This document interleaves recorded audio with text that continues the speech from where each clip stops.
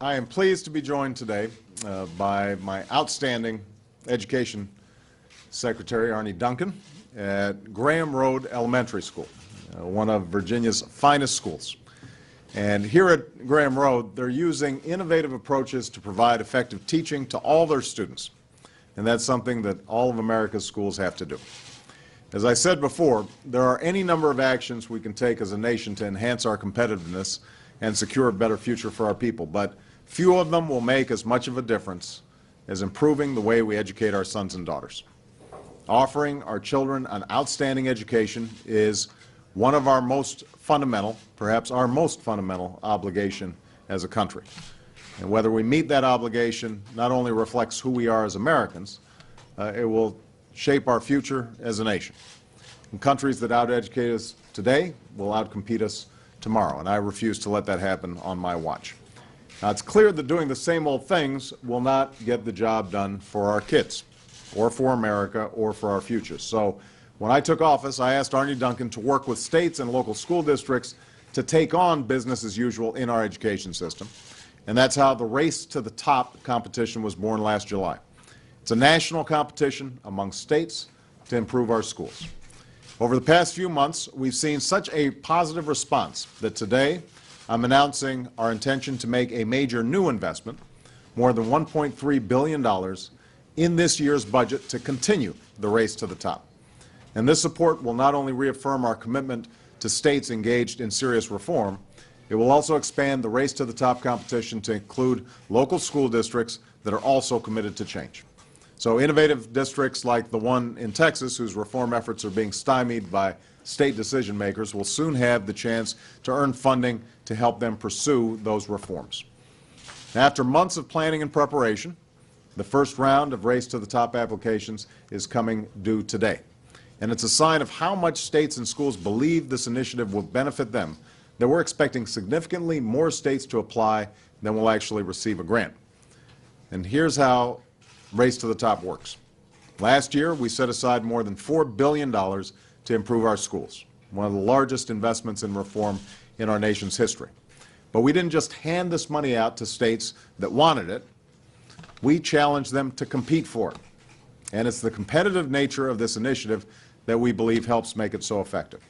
We laid out a few key criteria and said if you meet these tests, we'll reward you by helping you reform your schools. First, we encourage states to adopt more challenging standards that will actually prepare our kids for college and their careers.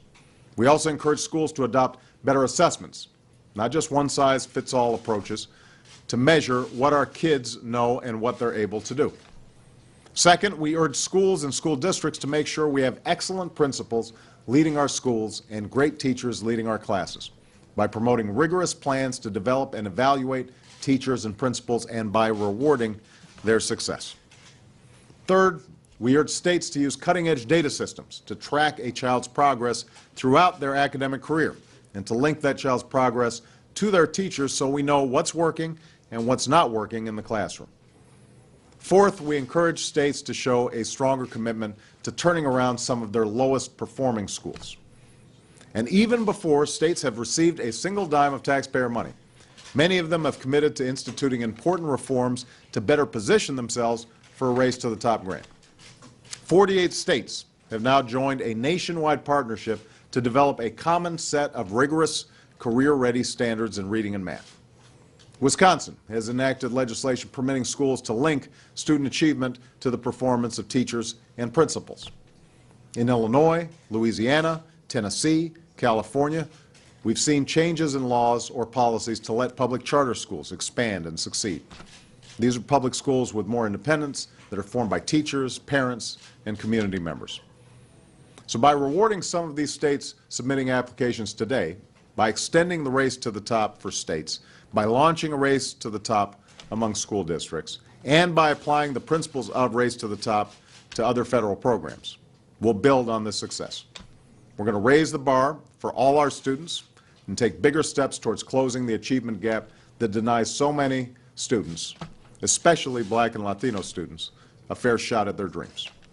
We'll open up opportunity evenly and equitably across our education system. We'll develop a culture of innovation and excellence in our public schools. and will reward success and replicate it across the country. These are some of the principles that drive Race to the Top. These are some of the principles that will drive my forthcoming budget.